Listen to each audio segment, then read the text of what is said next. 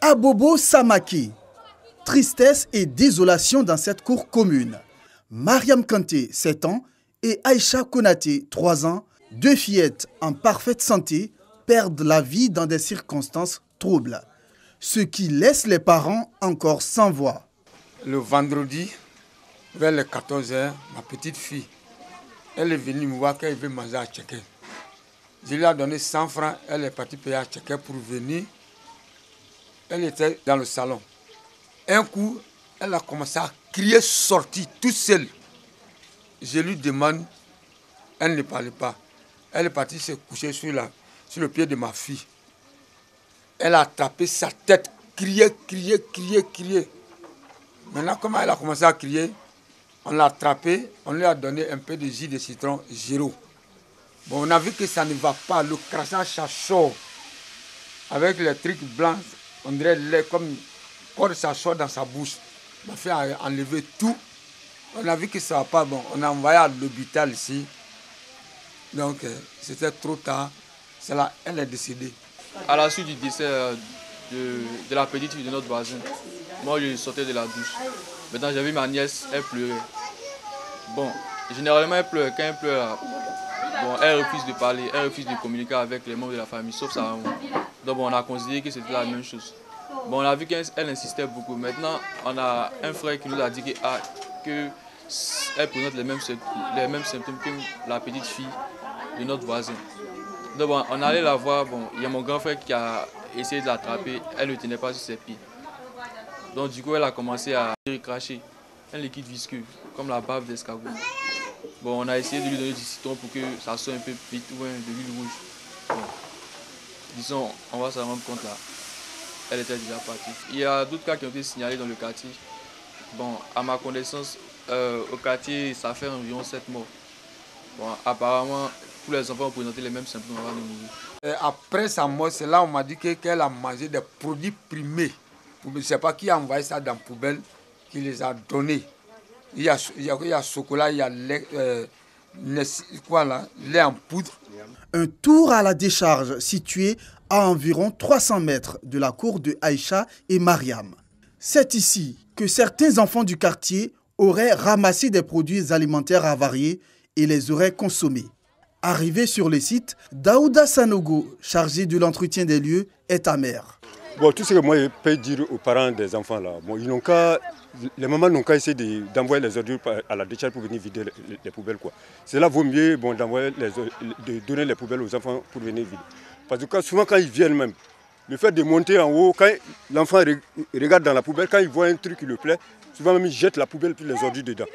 Le fait de profiter en même temps, vider la poubelle et puis prendre ce qu'elle a envie de prendre pour repartir à la maison.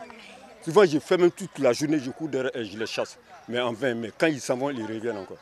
Pour éviter qu'un tel drame ne se reproduise ailleurs, les parents lancent un plaidoyer auprès des autorités. On demande au gouvernement, il n'a qu'à essayer de voir ceux qui font fabrication des aliments à manger là. Si c'est primé, il n'a qu'à aller brûler. C'est mieux d'aller jeter dans le quartier public. En attendant que les enquêtes situent les responsabilités, les populations d'Abobo Samaké prient le bon Dieu afin que s'estompe la tragédie. Le ministre de la Promotion de la Riziculture est dans la région de la Nawa.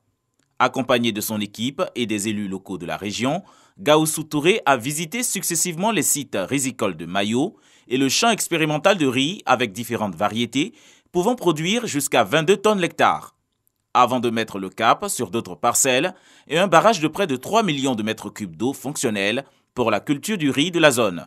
De Méagui à Soubré, la cité des 1000 barrages en passant par Mayo, Gaoussou Touré a échangé avec les acteurs du monde de la riziculture.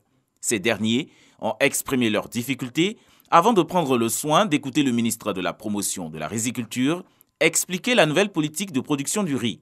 Une politique qui s'articule autour d'une idée baptisée la stratégie de développement de la riziculture. Il s'agit de passer d'une riziculture traditionnelle non finançable et non rentable à une riziculture rentable, compétitive, durable et respectueuse de l'environnement. Et il s'agit aussi au niveau de toutes les régions de créer des richesses par les différents producteurs. Donc chaque riziculteur aura 5 hectares et ils seront regroupés dans des coopératives à raison de 50 riziculteurs par coopérative. Pour les producteurs de la zone, cette nouvelle stratégie va leur permettre d'augmenter considérablement leur production en vue de jouer un rôle prépondérant dans l'économie du pays. Il faut que nous les agriculteurs de Méadji, on s'organise pour relever le défi de l'autosuffisance alimentaire en riz. La nouvelle politique du riz vise à rendre la Côte d'Ivoire autosuffisante en riz de bonne qualité avant 2025 et premier exportateur en Afrique à l'horizon 2030. Grande mosquée de la Riviera Golfe. Ces responsables des comités de veille locaux islamiques ont reçu des kits sanitaires et de protection de la part du ministère de la Santé et de l'Hygiène publique. Ce don, remis par le comité de veille national, vise à contribuer à la lutte contre la crise sanitaire, la Covid-19. Avec ces dons, je pense que ça va nous faciliter un peu notre mission sur le terrain. Puisque parler aux gens sans rien les donner, ce n'est pas facile à exécuter. C'est l'occasion aussi de remercier le ministère de la Santé et nous attendons aussi d'autres ministères pour nous venir à l'aide pour qu'on puisse tous aider à éradiquer cette pandémie qui sévit dans notre pays. Les bénéficiaires n'ont pas manqué d'exprimer toute leur reconnaissance aux donateurs. C'est une bonne action, les dons sont bien arrivés parce que nous sommes à court d'instruments de travail. Le peu qu'on a reçu, on peut distribuer à qui de droit. Comme vous le constatez, il y a beaucoup de laisser-aller par rapport aux mesures barrières. Mais nous, en tant que comité locaux des différentes communes, on fait l'effort de sensibiliser la population sur les effets de la maladie. À cette occasion, les responsables des comités locaux ont été sensibilisés au strict respect des mesures barrières pour éviter la propagation de la maladie à coronavirus. Complexe Al-Zahra dans la commune de Marcory. Tous vêtus de noir, symbole de deuil, les fidèles de l'association Al-Gadir en pleine prière. Ils célèbrent l'Achoura. Ce jour marque l'anniversaire de l'assassinat de l'imam Hussein, petit-fils du prophète de l'islam. Donner de son sang à cette date est signe d'humanisme. Je donne mon sang par amour d'abord de notre imam Hussein et pour soulager nos frères ivoiriens, comme toujours, comme chaque année, quoi. Comme aujourd'hui c'est le 10 Muharram, c'est notre imam qui décidait, c'est ça. Donc on fait le bien. Occasion pour les guides religieux de rappeler à la communauté libanaise le sens et l'importance de cette célébration. Achoura en français, Achoura en arabe, le message du Cheikh Kodjok est le même. Prenez la paix. La célébration de l'Achoura, saluée par le représentant du ministre de la Santé et de l'Hygiène publique. Le message de Achoura, c'est le message de fraternité, de service de la communauté, de service des gens. C'est l'altruisme, c'est le sacrifice pour autrui.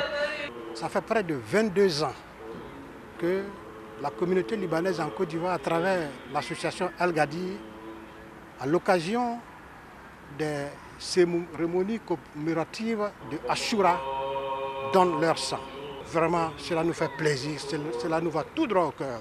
Je ne peux que remercier cette communauté. Le 10e jour du mois de Muharram, premier mois du calendrier hégirien, marque la célébration d'Achoura, moment de prière, de convivialité et de grande générosité.